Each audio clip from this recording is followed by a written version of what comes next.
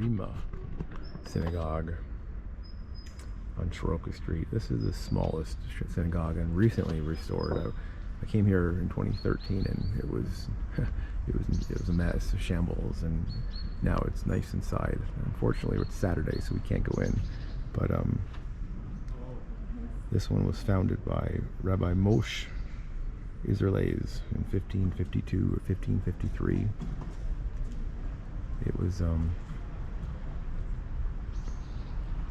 the cemetery behind it, the new cemetery. I'm sorry, the old cemetery.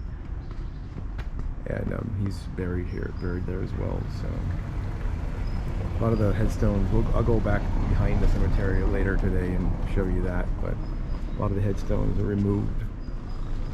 This actual synagogue was used for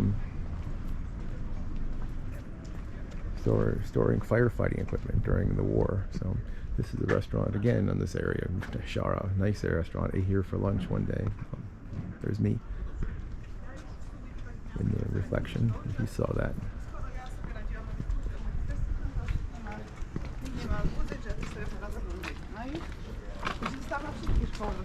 The old cemetery goes back to the 1530s. There's a new cemetery nearby that goes back to 1800, so that's the new one. But the old one goes back to the 1530s. So I'm going to go cut through here and check out the back of the cemetery so you can see some of the headstones. Again, Saturday, great timing to come to see Jewish sites, right? It's the only day I had. So this is an alleyway, obviously. Behind that stone wall is the cemetery. And there's some holes in the wall. Well, there's some windows, I guess, in the wall on the other side. So I'll walk around and peek into it. You won't be able to see the Rabbi Moshe, his headstone, because it's up closer to the synagogue.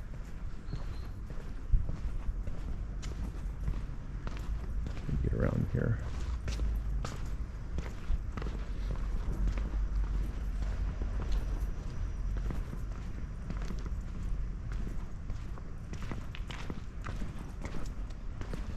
Well, before we do that, I guess this is Kazimierz Street.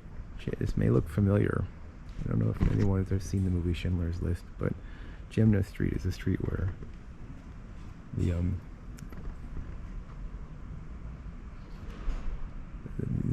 man Poldek Pfefferberg was pretending to clear the road of the parcels when Aman Gut and a bunch of Nazi henchmen and dogs came up and asked him what he was doing, and he clicked his heels and saluted Aman Gut, and they laughed and let him live. So this is the place where that scene was shot in the movie Schindler's List. So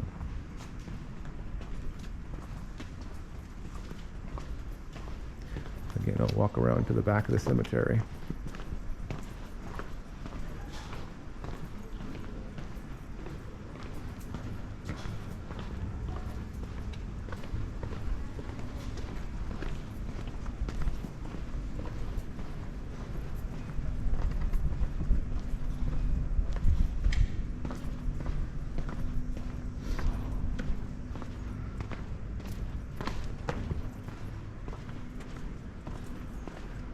This road this morning, running cobblestone roads, and they're not good for running, as you can imagine.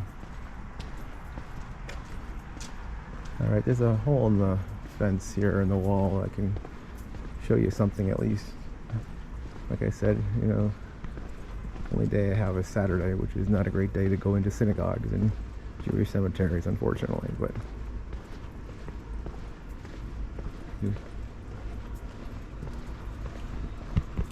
all along me is the outer perimeter of the old cemetery. During the war, most of the headstones were removed and used for roads and pavers and destroyed. After the war, it was left in disrepair for the longest time. Only in the 1970s they start bringing back some of the reclaiming some of the old headstones and putting them back in place, or trying to find a place. So this is a window to the cemetery, the back of the Rima synagogue back over here, and you can see just how big it is, how much space we have in the cemetery. And a lot of Jewish intellectuals are buried here. This is every famous Jewish person from Krakow, for the most part, from the 1500s to the 1800s, was buried here. Famous scholars, famous rabbis. You know, it was, like I said, just repair after the new cemetery was built, and then it was, you know, decimated by the Nazis in the 1940s, and you know, the 50s they started it, and 70s and beyond they put some back in place, and you know, it's a great memory to what was once this incredibly thriving Jewish community of Krakow. All right, let me get out of here. All right, I'm gonna walk down this way.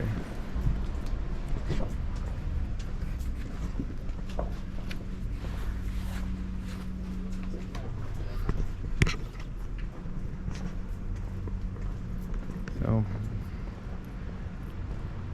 it's amazing how much is preserved or restored when you think of all the destruction that took place in these neighborhoods.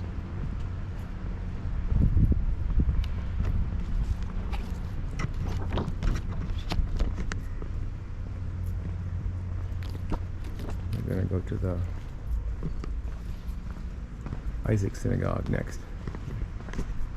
The Isaac Synagogue was on 18 Kupa Street. It was built in the 1640s. It was a gift to the city, gift to the community by a wealthy Jewish banker named Isaac Jakubowicz. 1 block away still, so I'm going to take a right turn down this alleyway. Jakubowicz was a born poor, and this is the outside of the synagogue right now. Born poor, and he always had a dream that he would be rich one day, and he kept having this recurring dream over and over again about a bridge in Prague, which is not close to Krakow, where he would find his fortune. So everybody thought he was crazy, and he said, someday I'm going to go to Prague, and they're going to find my fortune in this bridge, or at this bridge. So he finally got enough gumption up and went to Prague.